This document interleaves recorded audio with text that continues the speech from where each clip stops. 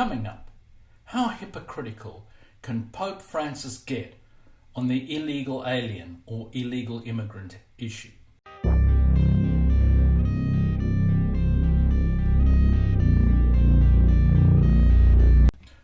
The Pope was asked whether he had been in contact with President Trump and was asked more generally about the deportation of illegal immigrants from the United States.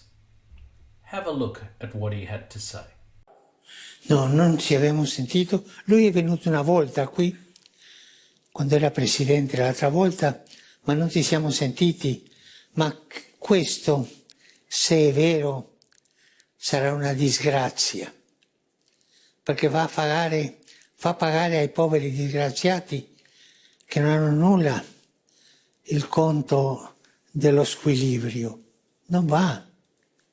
Così non si risolvono le cose. Così non si risolvono. The Pope says that the Trump policy is a disgrace and talks about the poor unfortunate people who have nothing to pay the unpaid bill. What unpaid bill is he talking about? There's no requirement to pay any bill in terms of the deportation of these illegal aliens. And he goes on about the issue on another occasion on board an aircraft. Child abuse and the Zika virus.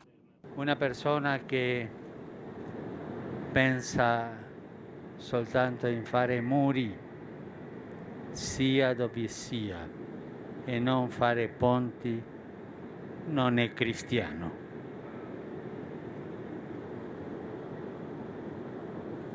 Questo non è nel Vangelo.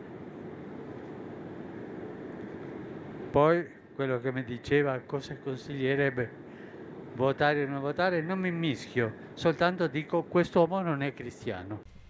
Here, the Pope talks about building bridges, not walls. He further says that someone who does not focus on building bridges is not a Christian. Now, clearly the Pope has a long history of hating Trump. So much for Christian values about love, forgiveness, and a whole host of other virtues the Pope preaches but does not follow. In short, he is a bloody hypocrite. And I deliberately use the expletive because just saying hypocrite is inadequate expression of this version of God's representative on earth. I've always said that you can tell a person's true character and beliefs not by what they say, but by what they do. And this Pope, by his own definition, is not a Christian. And here is the extent of the Pope's hypocrisy laid bare. All right, Vatican City State has toughened sanctions for those who try to illegally enter its territory and areas where free access is not allowed. In a decree issued last month by the Holy See, the monetary sanctions and prison sentences for those who violate the strict securities regulation of Vatican City have been considerably increased. Weird. The document signed by Fernando Alzaga, not Fernandez, president of the Pontifical Commission for Vatican City State, provides for monetary fines ranging from 10,000 to 25,000 euros. Whoa. And prison sentences ranging from 1 to 4 years. Well, look at this. Less than 2 weeks before the Pope's criticism of Trump's policy of deporting illegal immigrants, the Pope was introducing very harsh penalties for those who illegally entered the Vatican.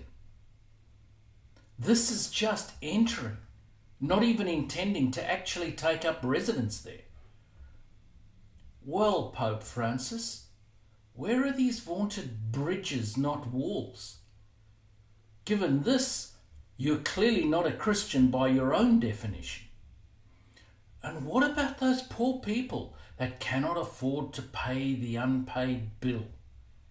Surely your massive coffers, made up of ripping off people in desperately poor countries and from desperately poor people, are enough. And if these poor people cannot afford to pay their bill, then I guess it's jail time. How unchristian of the Pope. I would suggest the Pope heed his own advice and actually heed the scripture, in this case, the Gospels. And the Gospel of Matthew 7 verses 3 to 5 admonishes people, and I quote here, "You hypocrite, first take the plank out of your own eye, and then you will see clearly to remove the speck from your brother's eye." End quote. I'm surprised that the Pope is not aware of this, but he is too much fixated on being a social justice warrior as opposed to actually following the scriptures. If you enjoy this sort of content, please like, share and subscribe. You can even buy me a cup of coffee if you like. Now, Borders are Tom Homan has a message for the Pope. Well, let me give a message to the Pope. I'm a lifelong Catholic. I was born Catholic. I've been through Catholic doctrine. Look, he only concentrates on fixing the Catholic Church, first of all. He's got big problems there. And in the Vatican, they have a wall around the Vatican. And if you illegally enter the Vatican, the crime is serious. You'll be charged with a serious crime, be jailed. Yeah. So he can protect the Vatican where he lives. He can build a wall where he lives. Where American people are not allowed that? No. Securing the border saves lives. He needs to understand that. When we secure the border, when less people come, less women get raped by the cartel, less children die in the river, less Americans die from fentanyl overdoses. He ought to stick to it. He ought to stick to the Catholic Church and fix that. That's a mess. Homan is a Catholic and points out that the Pope should keep his own house, in other words, the Catholic Church, in order. But it's so much easier to go after others. This is very much a case of the Pope wanting people to do as I say, not as I do, as he is hypocritical. The Pope goes around slamming people in the West because he understands what liberal democracies and freedoms are all about. When it comes to other nations where they don't have similar liberties, the Pope is shown to be an abject coward. He never criticizes them. I guess the Pope feels very comfortable with rabble like the Castros and the others. I guess they're kindred spirits. And then we have Letitia James on illegal immigrants. We are not individuals who are the face of resistance. We are willing to work with the office of President Trump, but when it comes to any violation of the United States Constitution or the Constitution of the State of New York or the rights of vulnerable or marginalized populations, including but not limited to the immigrant communities, we will enforce the law. Thank you so much. James makes it very clear that she is resisting the deportation of illegal immigrants.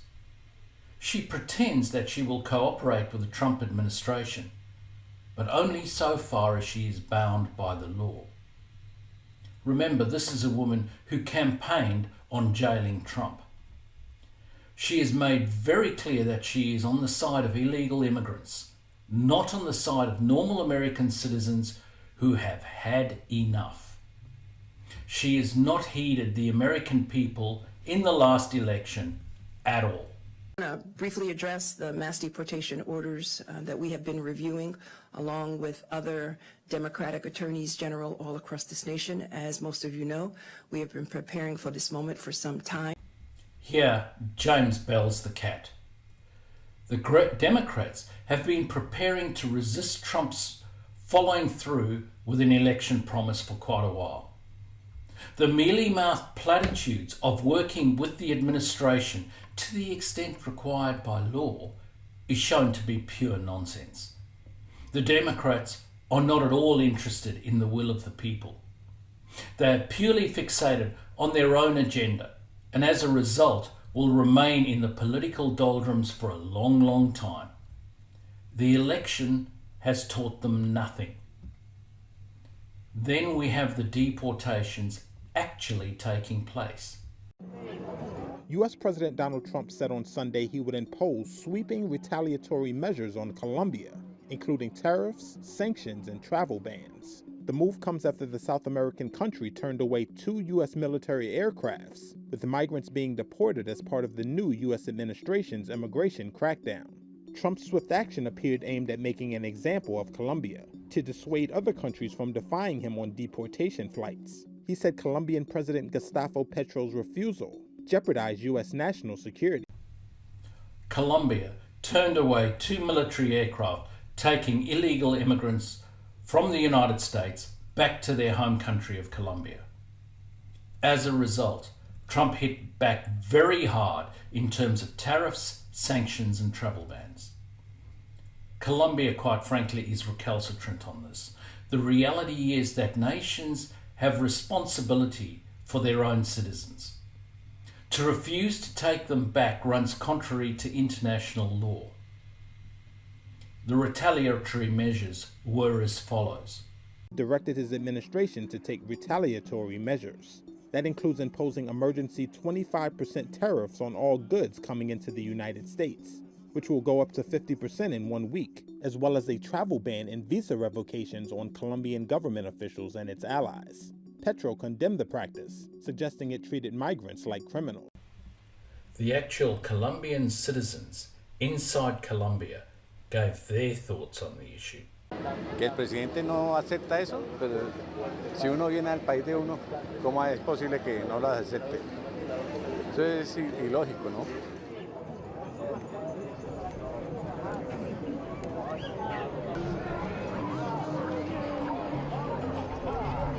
Nos afecta como tal porque lo que vamos a dejar es de recibir como tal toda la gente que está exportando sus mercancías, lo que va a hacer es detener completamente el comercio de nosotros como colombianos ante los Estados Unidos, o sea, nos va a perjudicar completamente.